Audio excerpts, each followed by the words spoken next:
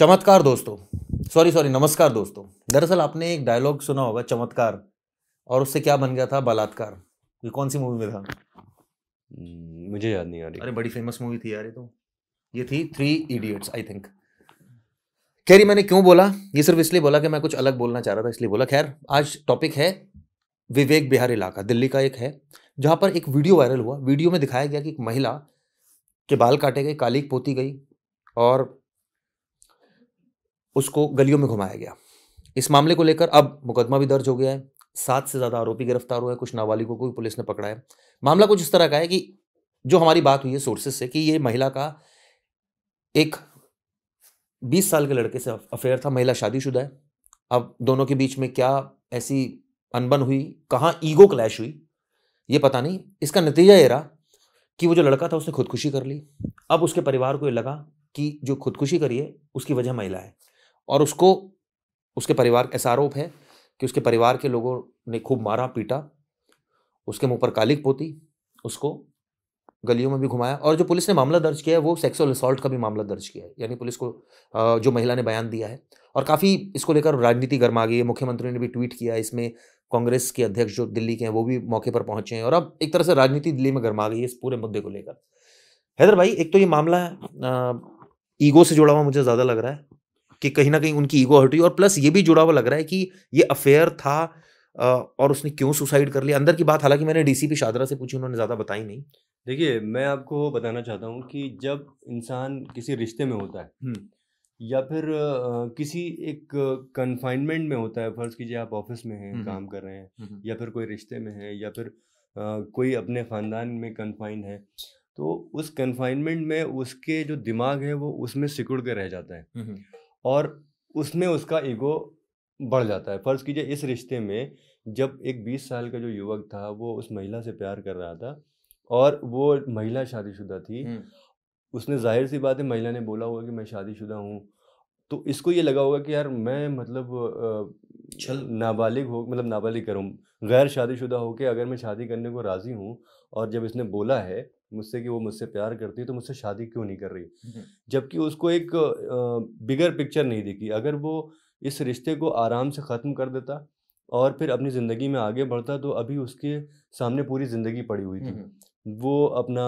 काम शुरू करता या नौकरी करता, हुँ, हुँ, फिर वो आगे अभी 20 साल की उम्र नॉर्मली हमारे समाज में शादी के लिए सही नहीं मानी हुँ, जाती, हुँ, मतलब उसे कम माना जाता है। हालाँकि जो मेडिकल साइंस है या जो फ़िज़िकल चीज़ें हैं, उनके हिसाब से वो ठीक है। हुँ, हुँ, लेकिन समाज में ऐसा नहीं माना जाता है कि आप 20 साल की उम्र में, 20 साल की उम्र को एक लड़का ही कंसीडर किया जाता है, जो या तो बीकॉम में बीए में पढ़ रहा होगा या एमए में पढ़ रहा होगा बहुत ज़्यादा। तो उसके सामने पूरी ज़िंदगी होती है कि वो कैसे अपनी ज़िंदगी बनाए, नौकरी करे या बिज़नेस करे, फिर आगे अपने परिवार का ख़्याल करे, शादी करे। लेकिन इस छोटी-सी उम्र में जब इंसान प्यार में पड़ता है, तो उसको और कुछ दिखाई नहीं देता। मैंने इसीलिए कन्फाइनमेंट की बात करी कि जब इंसान प्यार में होता है और इस उम्र में प्यार में होता है, तो उसको लगता है कि उसका प्यार ही सब कुछ है, और जो लड़की है या जो महिला है, वही उसकी ज़िंदगी के लिए सब कुछ है। ऐसा क्यों? क्यों उसको घर में क्या कभी प्यार नहीं मिला?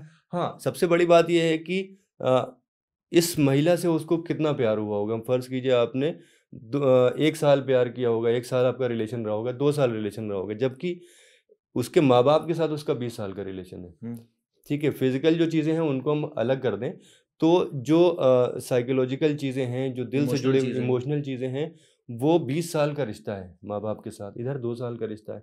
इंसान इस 2 साल के रिश्ते को उस 20 साल के रिश्ते पे अहमियत देने लगता है। क्यों? क्योंकि शायद जो मुझे लगता है कि यहाँ फ्रीडम होती है, वो अपने दिल की बात कुछ भी कह सकता है, माँ-बाप से नहीं कह सकता, या अपने भाई-बहन से भी कई बार नहीं कह पाता। तो उसको लगता है कि ये देखिए मेरी फ्रीडम को एक्सेप्ट कर रही है। अब मैं जैसा भी हूँ, मुझे एक्सेप्ट कर रही है। चाहे मैं गलत हूँ, चाहे सही हूँ, मेरी बात को सुन रही है, और उसके हिसाब से मुझे सही भी गाइड कर रही है, गलत भी गाइड कर रही है, या ये कहा जाए कि इग्नोर भी कर रही है। तो शायद मुझे लगता है इस वजह से उस रिश्ते की अहमियत ज़्यादा होती है, तो उसमें प्यार बढ़ जाता है। सो कॉल्ड, जिसको हम प्यार कहते हैं, कि अब तो एकदम आपका इन्फैक्चुएशन हो गया, एकदम आपको लगा कि ये मेरी ज़िंदगी है, और आपने सब चीज़ें डिस्क्लोज़ कर दी। बाद में कई बार ऐसा होता है कि इस रिश्ते में पैसा आ जाता है, कि आपका पैसा उसने लूट लिया, या आपको बहुत कंगला कर दिया, ब्लैकमेल करने लग गई, फिर या उल्टा कुछ और इश्यूज़ आ जाते हैं, ईगो आ जाता ईगो है। आ जाती है। तो कुल मिलाकर इस केस में एट द एंड क्या रहता है कि इस लड़की ने मुझे छल दिया, यानी मेरी बेइज़्ज़ती कर दी, यानी मेरी ईगो को हर्ट कर दिया। एट द एंड इसको इसी सेंस में अगर हम बोले, तो ये इतना ज़्यादा हो जाता है लेवल पर कि वो फिर कोई भी कदम उठा लेते हैं, जैसे इस केस में हुआ। ऑब्वियसली मैं एक चीज़ आपसे भी जानना चाह रहा हूँ, क्या वाक़ई ये 1 महीने का या 1 साल का प्यार इतना ज़्यादा अहमियत हुआ था आपकी ज़िंदगी में? क्योंकि आपको याद होगा आपकी जब ये वाली उम्र रही होगी 20-22 की, या मेरी रही हुई, ये एक बहुत ही नेचुरल प्रोसेस है कि ऐसा होता है। मतलब ये नहीं कि कोई कहे कि नहीं होता। ये शायद मुझे लगता है जो मेरे केस में या हो सकता है आपके केस में भी, ये शायद इसलिए हुआ क्योंकि आपका कम्युनिकेशन गैप रहा फैमिली में, या आप खुलकर अपने विचार प्रकट नहीं कर पाए। तो शायद ये एक बहुत बड़ा रीज़न रहा। आपको क्या लगता है? देखिए प्यार को आप एक अम्ब्रेला समझिए, हुँ, हुँ। ठीक है? उसके अंदर बहुत सारी ब्रांचेज़ हैं। हुँ, हुँ। अब प्यार कई तरह से होता है। एक होता है सच्चा प्यार हुँ, हुँ। कि आपके इमोशंस जुड़ गए, आपकी लाइकिंग, डिसलाइकिंग मिलती है, मेल खाती है, आप एक-दूसरे की रिस्पेक्ट करते हैं, आप एक-दूसरे के बिना जी नहीं पाते। हुँ, हुँ। ये हो गया एक सच्चा प्यार। दूसरा प्यार होता है आपका जो चेहरा प्यार का होता है, लेकिन उसके पीछे जो स्क्रिप्ट होती है वो किसी ज़रूरत की होती है। फ़र्ज़ कीजिए कि आपको give and take relationship physical जिसको हाँ, कहते हैं, give and take physical relationship. Need है। इसके अलावा एक प्यार होता है कि फ़र्ज़ कीजिए आप बहुत अमीर हैं या लड़की गरीब है या लड़की बहुत अमीर है, आप गरीब हैं। तो ऐसा लगता है कि यार इसके साथ रहेंगे तो हुँ, थोड़ा-सा मतलब चीज़ें ठीक हो जाएँगी। हुँ, हुँ। तो इस तरह से बहुत सारे रिलेशन प्यार के अम्ब्रेला के अंदर होते हैं, ठीक कह रहे हैं। जो बेसिकली किसी न किसी गिव एंड टेक पे टिके होते हैं। हुँ, हुँ। तो अब ऐसे गिव एंड टेक में क्या होता है कि जैसे-जैसे प्यार बढ़ता जाता है, वैसे-वैसे ईगो भी बढ़ता जाता है। हुँ, हुँ। आपने कहा कि यार आप पैसे वाले, आपने किसी लड़की पे बहुत पैसा खर्चा किया, तो आपको ये कॉन्फिडेंस है यार कि नहीं, ये लड़की तो मेरे साथ ही रहेगी, कहीं और नहीं जाएगी। हुँ, हुँ। या किसी लड़की के पास बहुत पैसा है, उसने बहुत पैसा खर्चा किया या उसको एक आपने तरह से दबाव ब में वो अपने आप को हाँ, फ़ील करता है दूसरा पक्ष कि तो देखिए पैसा खर्च कर दिया तो मतलब मेरा अपर हैंड हो गया। नहीं, पैसे के अलावा बहुत सारी चीज़ें होती हैं, आपने मदद कर दी किसी की या हाँ, वही किसी मतलब और चीज़ों से हुँ, गिव एंड टेक जो रिलेशन है वो आपका डेवलप हुआ। हुँ, हुँ, तो उसमें क्या होता है कि प्यार के साथ-साथ ईगो भी होता है। हुँ, हुँ। जब आपका सच्चा प्यार होगा तब आपके अंदर डिवोशन आएगा, आपके सैक्रिफाइस की जो आपकी फीलिंग है वो डेवलप होगी। जैसे हमारा यूजुअली रहता है, भाई हमारी बीवी से हमारी लड़ाई हो जाए फिर भी हम एट द एंड प्यार करते हैं। चलो कोई बात नहीं, हम एडजस्ट करते हैं, हमें पता होता है चलो ठीक है यार, अब कुछ कर तो सकते नहीं तो इसलिए मतलब कि दूसरा ऑप्शन ये है कि अपना ठीक है इग्नोर करो।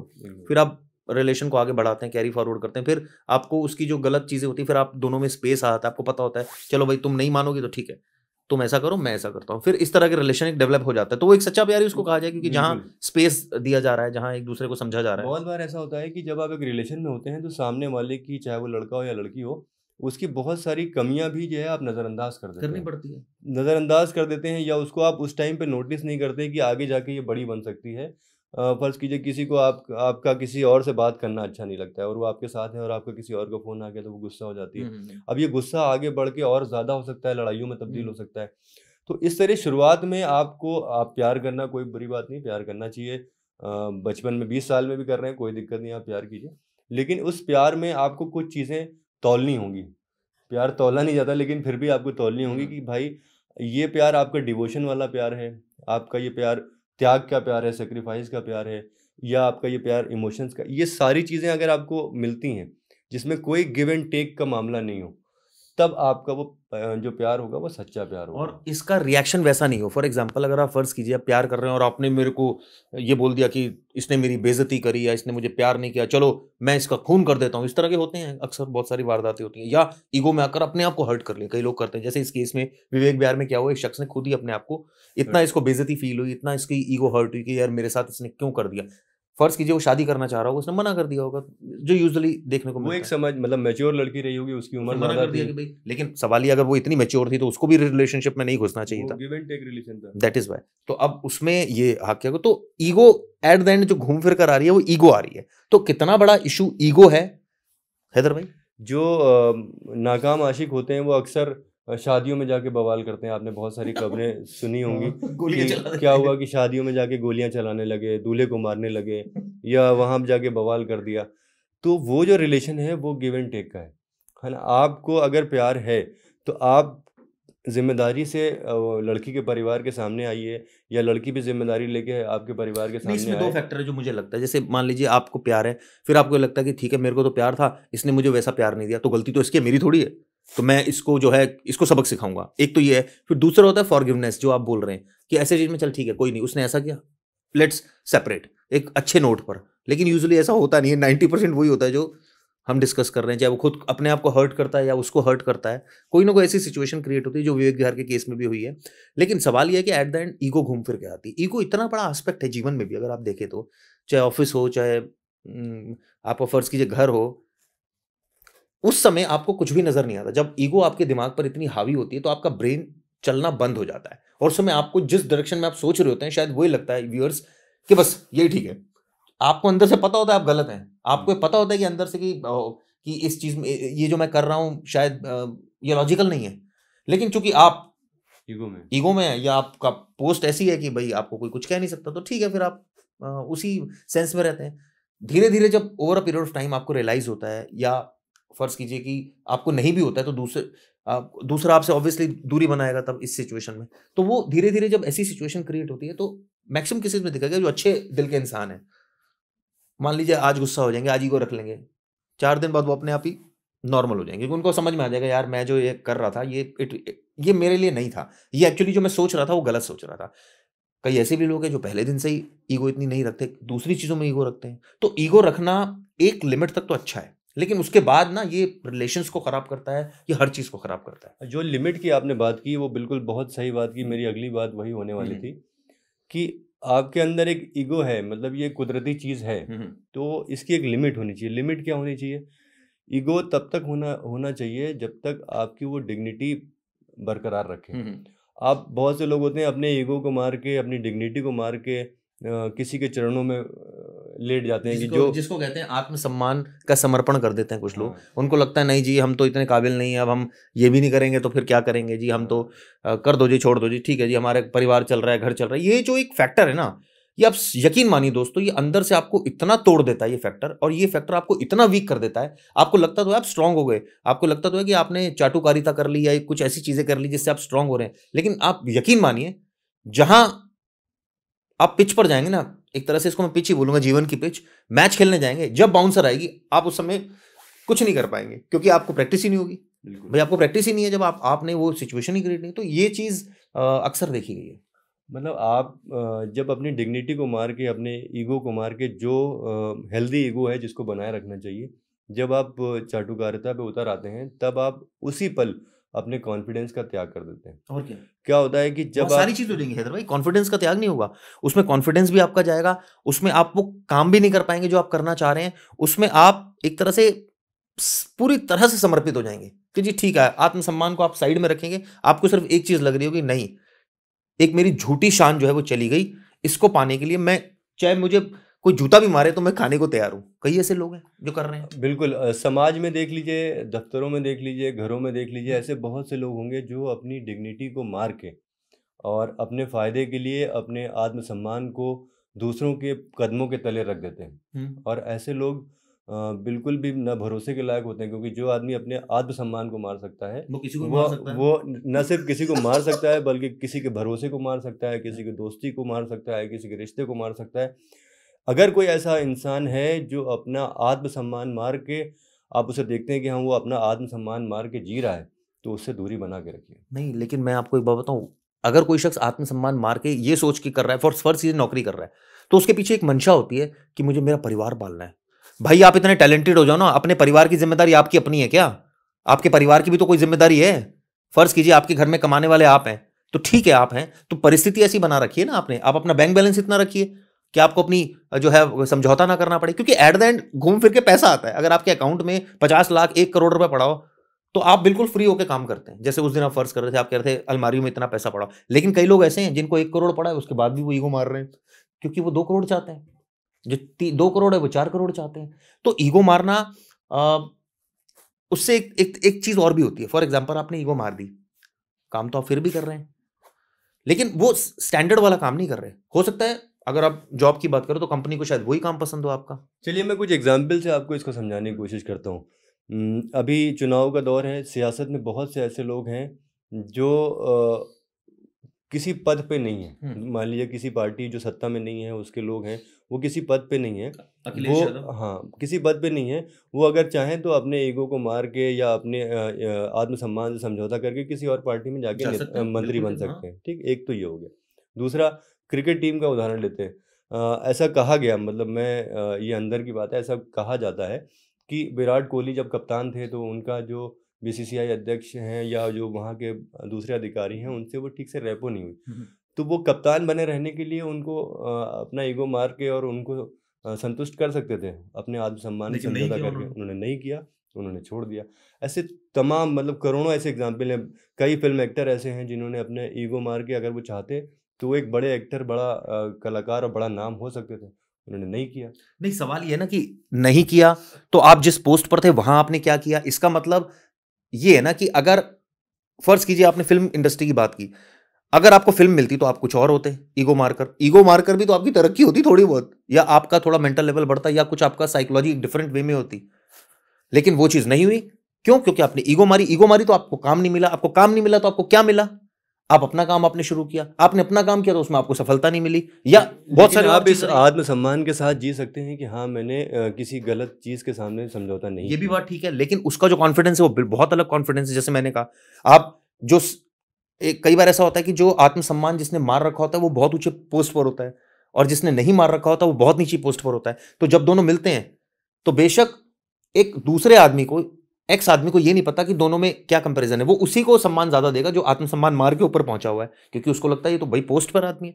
लेकिन सच्चाई है कि जो नीचे वाला आदमी है वो उसकी कई बार बैंड बजा चुका होता है कि तुमने क्या किया, मैंने क्या किया। ये मतलब एक कॉमन साइकोलॉजी है। मैं ये नहीं कह रहा कि ऐसा हो, मतलब है ही, लेकिन होता ऐसा है जो हमने देखा है लाइफ में अपना। इंसान के किरदार को असर दिखाने में थोड़ा वक्त लगता है। ठीक है, हो सकता है कि आप वक्ती तौर पे जिसने अपना ईगो मार के, अपना आत्मसम्मान मार के कोई पद हासिल किया है उससे करीब हो सकते हैं, लेकिन जैसे ही आप उसके करीब जाएंगे उसकी सच्चाई आपको धीरे धीरे खुलने लगेगी। तब आपको वो दूसरा आदमी अच्छा लगने लगेगा जिसने अपने आत्मसम्मान से समझौता नहीं किया। तो इस तरह की चीज़ें होती हैं, लेकिन मैं एक बिगर पिक्चर अगर दिखाऊं तो ईगो एक लिमिट तक इंसान को रखना चाहिए ताकि उसका आत्मसम्मान नहीं मरे, लेकिन उस लिमिट को क्रॉस नहीं करना चाहिए। जब आप लिमिट क्रॉस करते हैं तब आप गलती करते हैं, तब आप जुर्म करते हैं, तब आप अपराध की दुनिया में जाते हैं, तब आप गलत काम करते हैं। तो इसलिए ईगो की एक लिमिट तय कीजिए कि हाँ भाई, मेरा ये आत्मसम्मान है, यहाँ तक हम रहेंगे। इसकी मुझे लगता है हर चीज में एट द एंड एक चीज आती है कि आप कितने टैलेंटेड हैं। Talented in terms of money, in terms of your knowledge, in terms of your brain, in terms of everything. एक आदमी अगर सोचिए फर्ज कीजिए बहुत टैलेंटेड है तो वो नहीं घबराएगा।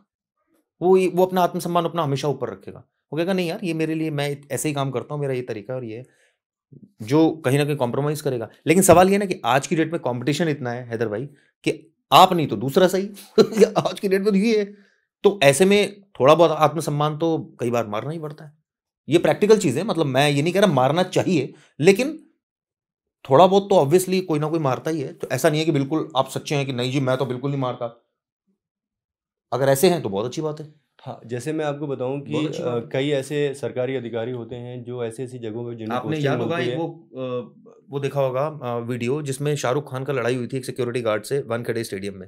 उस सिक्योरिटी गार्ड ने से शाहरुख खान चिल्ला चिल्ला के बोला था। याद होगा आपने, मुंबई में कि पूरा वाकया होता है वानखेड़े में। आईपीएल वानखेड़े में। लेकिन वो सिक्योरिटी गार्ड अपने पर अड़ा हुआ था। वो कोई ऐसा इशू हो गया था कि कुछ सिक्योरिटी रीजन थे, उसने मना कर दिया शाहरुख खान को भी। और शाहरुख खान का ईगो हर्ट हो गया ये और फिर वो उससे ऐसे चिल्ला रहे थे, ऐसे पूरे मीडिया में चला। हम्म, लेकिन एट द एंड वो सिक्योरिटी गार्ड की सही बात निकली।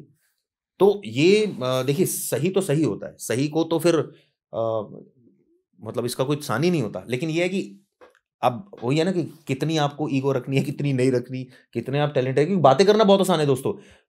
एक्चुअल में सारा गेम ही माइंड का है कि अगर आपने बहुत अच्छा, आप जैसे आपको कॉन्फिडेंस है किसी चीज में, फॉर एग्जांपल आपको पता है कि यार ये चीज मैं बहुत अच्छे से कर दूंगा, तो ठीक है। आपको लगता है अच्छे से कर दूंगा तो फिर आपकी ईगो हाई रहती है हमेशा। और अगर आपको कोई डिस्टर्ब करता है तो आप कहते हैं ठीक है दूसरा कर ले। दूसरा नहीं कर पाया। देखिए, ये ऐसी चीज़ है जैसे प्यार, मोहब्बत, नफरत, ईगो, इनका कोई मेजरमेंट नहीं है। ये आपको अपने विवेक से तय करना पड़ेगा। तो अपने विवेक से तय क्योंकि कीजिए सिर्फ कि एक चीज तो मुझे पता है इधर भाई, अगर ईगो रखेंगे ना तो ब्रेन ब्लॉक हो जाता है। और ब्रेन को प्लीज व्यूअर्स कोशिश कीजिए, ट्रेंड कीजिए कि ब्लॉक ना करें। क्योंकि अगर ब्लॉक हो गया तो फिर क्रिएटिविटी नहीं आएगी। क्रिएटिविटी नहीं आएगी तो मजा नहीं आएगा, और मजा नहीं आएगा तो फिर सजा ही है, मजा नहीं है तो इसी नोट पे हम इस प्रोग्राम को ख़त्म करते हैं। कल थैंक हम यू फिर आएंगे एक नए टॉपिक के साथ। तब तक के लिए नमस्कार।